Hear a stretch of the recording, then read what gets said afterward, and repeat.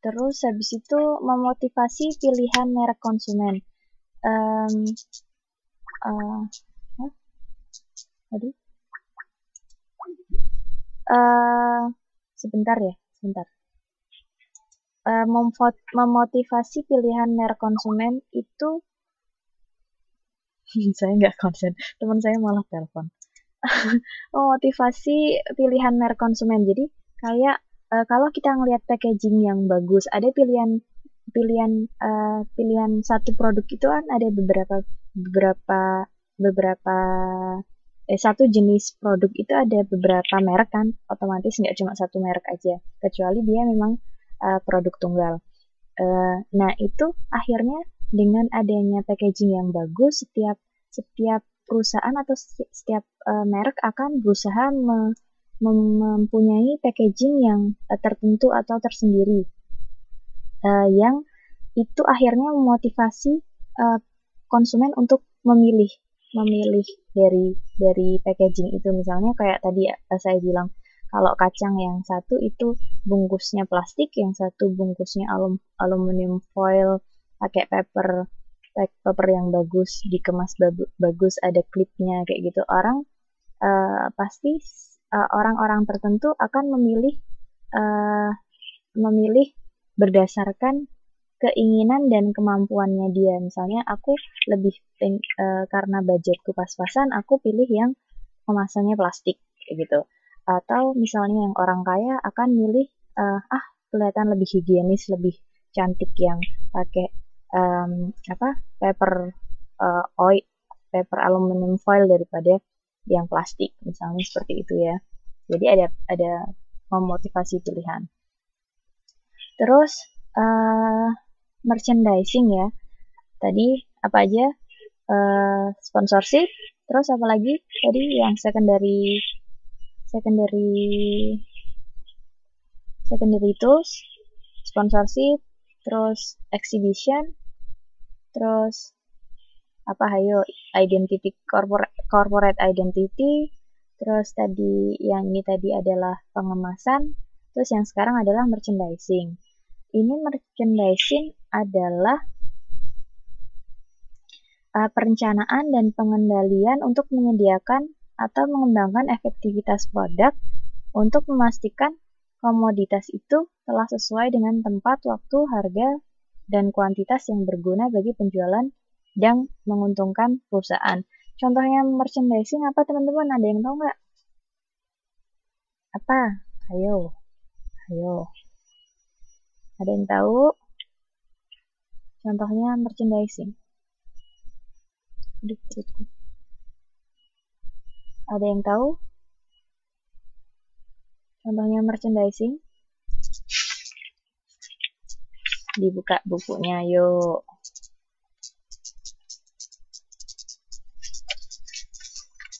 Ayo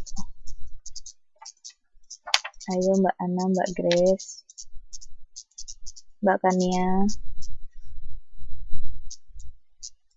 Kayak semacam apa? Peragaan. Peragaan, Mbak Asna bilang peragaan. Peragaan yang gimana? Gimana?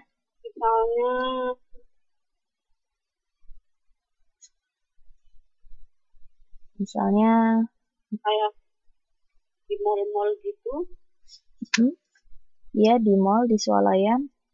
Bener Mbak Grace, tapi kurang spesifik. Ada harga mahal. Misalnya apa? Kalau misalnya ada diskon gitu?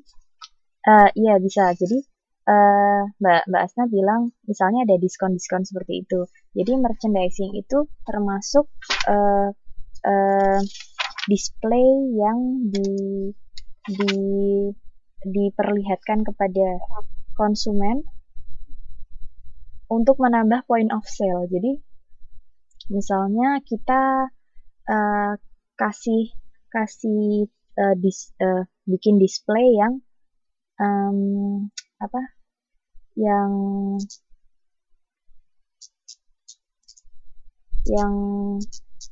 menarik perhatian konsumen.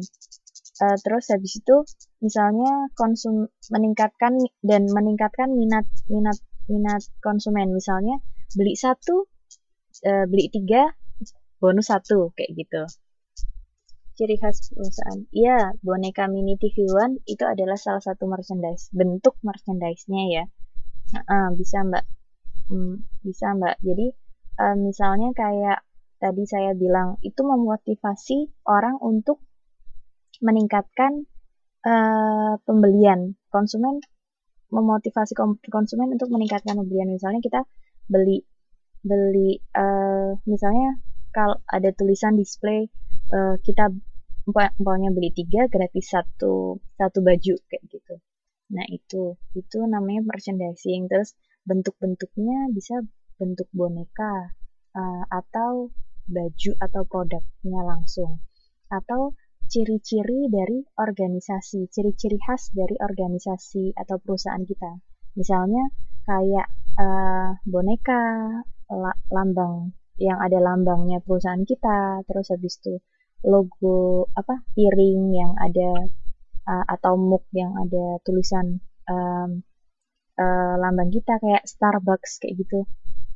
Itu kan ada merchandise-nya. Orang-orang kan pada pengen ada yang kolektor gelas-gelas atau mug Starbucks kayak gitu.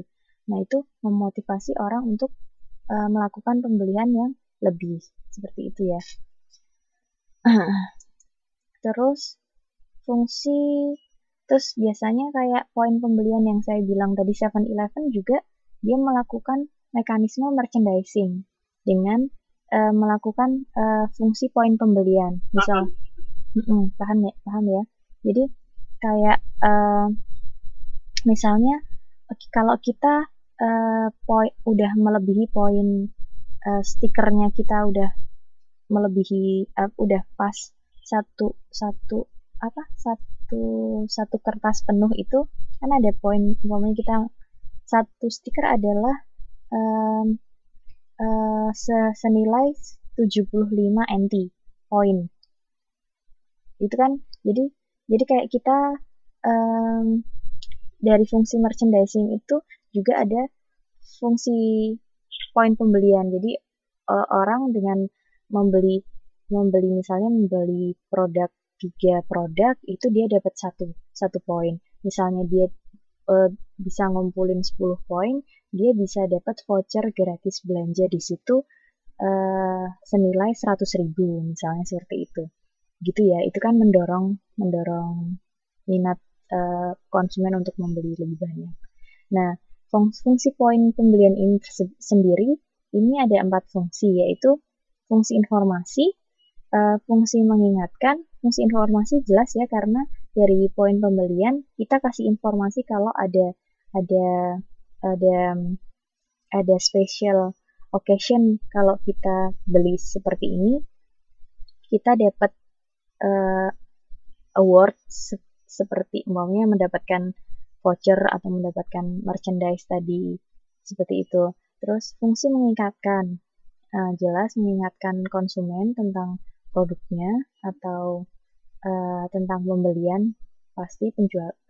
Terus habis itu fungsi mendorong atau menyemangati, jelas ya, itu mendorong konsumen atau menyemangati konsumen buat beli terus gitu kan. Terus fungsi merchandising itu tentang itu untuk fungsi memberikan kelebihan kepada konsumen ya. Perencanaan program penjualan termasuk riset, pengemasan, periklanan gitu ya. Paham ya? Jelas? Terus yang selanjutnya adalah word of mouth atau yang dikenal WOM atau WON atau dari mulut ke mulut. Itu pengertiannya adalah sejumlah semua komentar mengenai suatu produk tertentu yang diperjualbelikan antara orang-orang pada waktu tertentu. Jadi fungsi word of mouth ini adalah pemasaran yang dilakukan oleh konsumen, biasanya seperti itu. Jadi konsumen